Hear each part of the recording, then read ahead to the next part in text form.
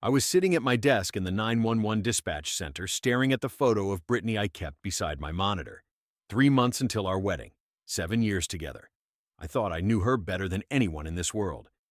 The phone rang. I answered like I'd answered thousands of calls before, but the voice on the other end made my heart stop. It was Brittany crying hysterically, calling from an address I did not recognize, begging for help because another man had stopped breathing. Before I continue this story, let me ask you something. Where are you watching from tonight? Drop your city in the comments below. And if you believe that the truth, no matter how painful, is always better than living a lie, go ahead and hit that like button and subscribe to this channel. This story changed everything I thought I knew about trust and love. Maybe it will change something in you too. But to understand why that moment shattered me completely, I need to take you back 7 years to where it all began. I met Brittany at a small coffee shop downtown on a Tuesday afternoon in late September. I had just completed my training program to become a 911 dispatcher, and I was celebrating by treating myself to an overpriced latte. She was a senior in college, majoring in marketing, working part-time as a barista to pay her bills. The moment I stepped up to the counter, she accidentally knocked over a cup of hot coffee and it splashed all over my shirt. She panicked. She grabbed a handful of napkins and started dabbing at my chest, apologizing over and over again with this embarrassed smile that I could not look away from. I told her it was fine. She insisted on giving me my drink for free. I insisted on getting her phone number instead. She laughed, and that laugh became the soundtrack of the next 7 years of my life. The first 2 years were simple and beautiful. We went on long walks in the park. We watched movies on my old couch with takeout boxes scattered around us. We talked for hours about everything and nothing. She was warm, genuine, and she made me feel like I was the only person in the room whenever we were together. By the third year, we moved into a small one-bedroom apartment together. It was cramped, but it was ours. We learned how to share space, how to argue without destroying each other, how to build a life side by side. In our 4th year together, I got promoted to senior dispatcher. The pay increase was not huge, but it was enough to make us feel like we were finally getting somewhere. Brittany landed a full-time marketing job at a mid-sized company, and suddenly we had 2 stable incomes and a future that looked bright. Then, in our 5th year, my grandmother Lorraine passed away. She was 92 years old, sharp as a tack, until the very end, and she left me the house she had lived in for 60 years. A 3-bedroom home with a big backyard and a porch swing where she used to read her Bible every morning. Brittany and I moved in, and for the first time, we had real space to breathe. On our 6th anniversary, I took her back to that same coffee shop where we met. I got down on one knee right there in front of the counter where she had spilled coffee on me all those years ago. She cried. She said yes. We set the wedding date for 1 year later. Everything felt perfect. Everything felt right. But somewhere along the way, things started to shift, and I was too blind to see it. It started about 8 months before the wedding. Brittany came home one evening and announced that she had signed up for a new gym membership.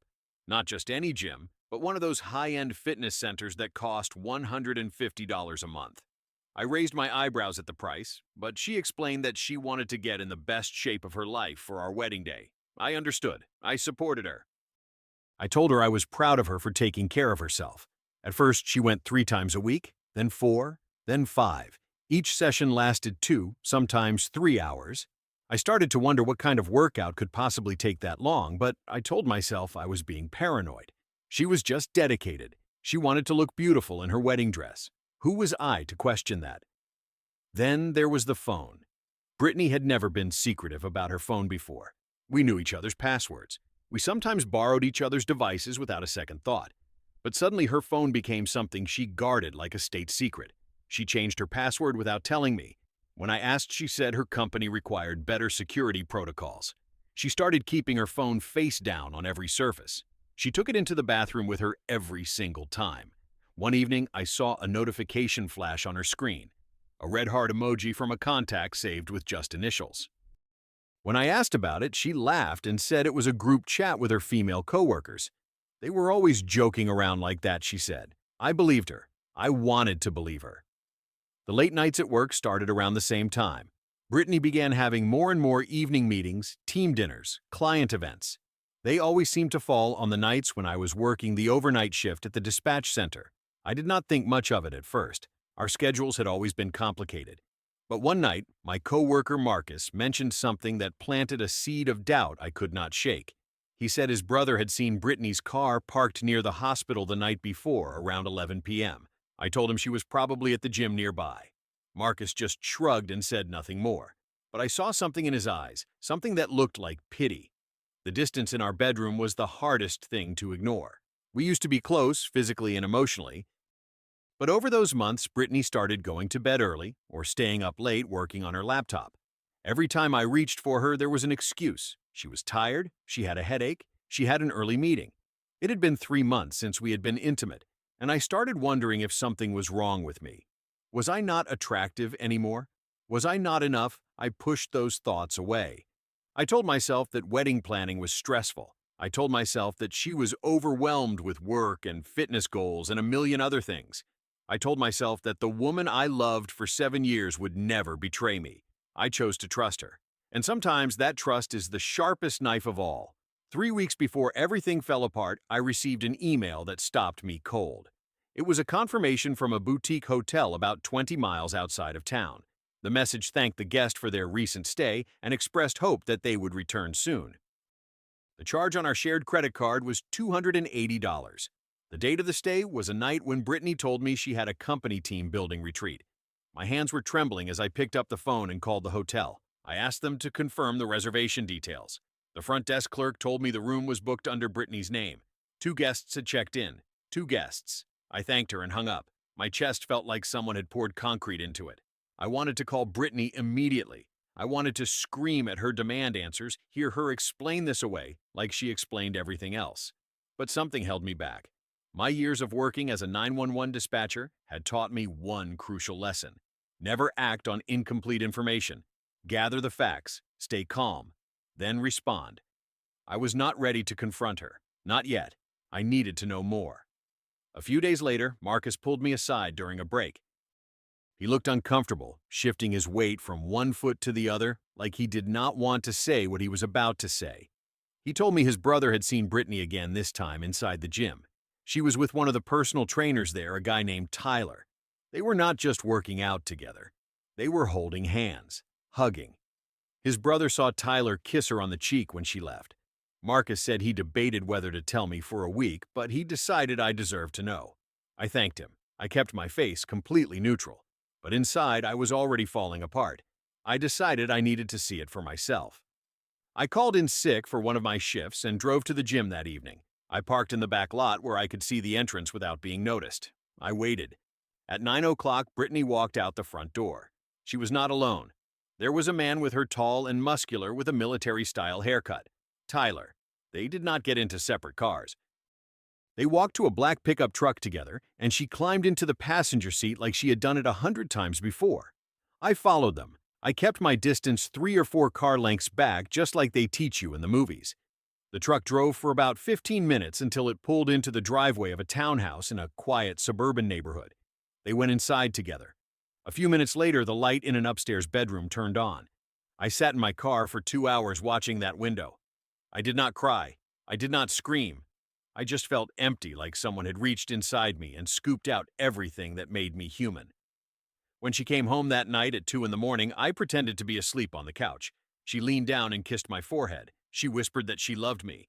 I lay there in the dark, with my eyes open, staring at the ceiling, wondering how someone could say those words and mean absolutely nothing by them. Over the next week, I started preparing. I called a lawyer and asked about property rights. The house was left to me specifically in my grandmother's will. It was not marital property. It was mine. I opened a new bank account and quietly transferred my personal savings into it.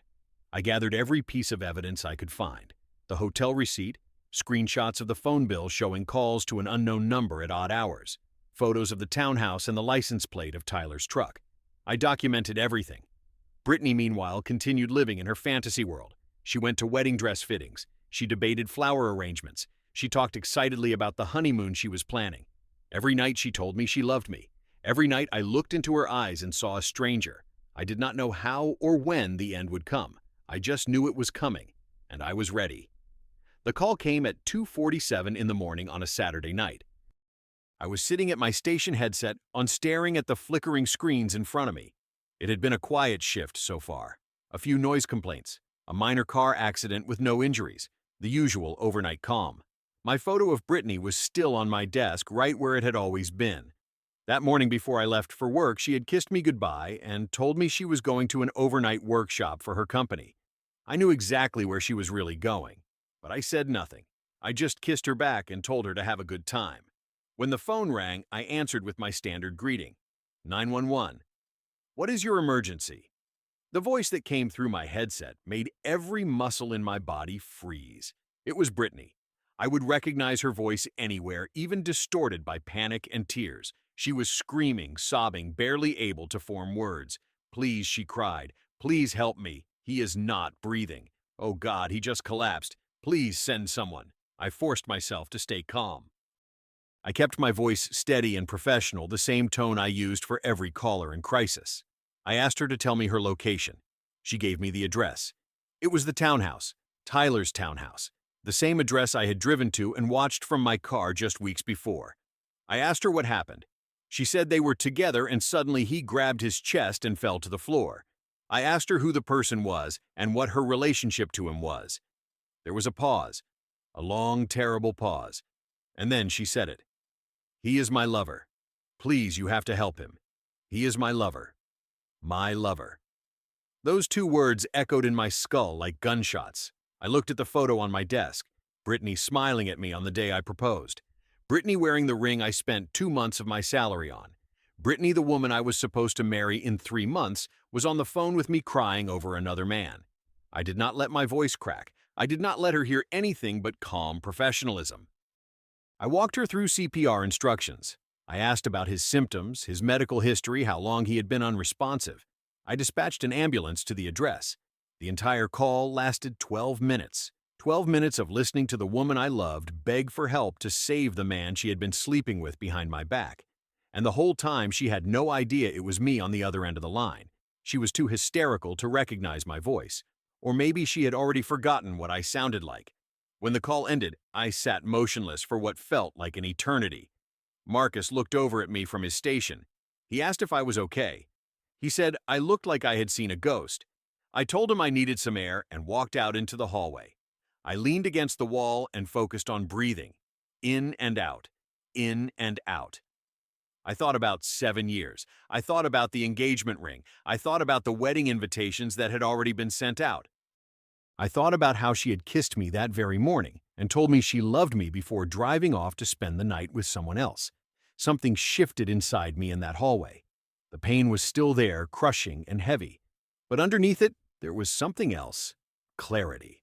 I knew exactly what I needed to do. I pulled out my phone and called a 24-hour moving company. I booked their services for the following morning. Then I called a locksmith and scheduled an appointment to change every lock on my house. When my shift ended at 6 in the morning, I drove home with a sense of purpose I had not felt in months. I spent the next few hours packing up Brittany's belongings. Every dress, every pair of shoes, every bottle of perfume and tube of lipstick, her books, her photos, her jewelry. I packed it all into boxes, 10 of them, in total, neat and organized. I did not throw anything away. I did not destroy anything. I simply removed every trace of her from my home. The moving truck arrived at 9. I gave them the address of Tyler's townhouse and told them to leave the boxes on the front porch. No signature required, just drop and go. The locksmith came at 10 and replaced every lock on every door. He reprogrammed the garage code. When he was done, I held the only set of keys to my grandmother's house in my hand. Then I sent Brittany a text message. I kept it short and factual. I was the 911 operator last night. Your belongings have been delivered to the address you called from. The locks have been changed. Do not contact me. We are done. I blocked her number. I blocked her on every social media platform. I erased her from my digital life as thoroughly as I had erased her from my physical home.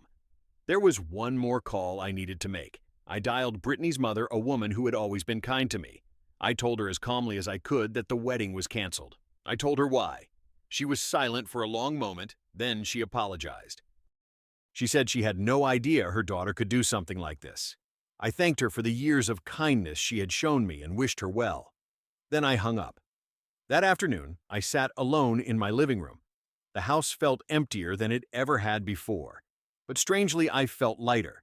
I did not need to yell. I did not need to confront Brittany or Tyler. I did not need to make a scene or seek revenge. The truth had revealed itself, and I had responded with action instead of anger. I had protected myself. I had preserved my dignity, and that was enough.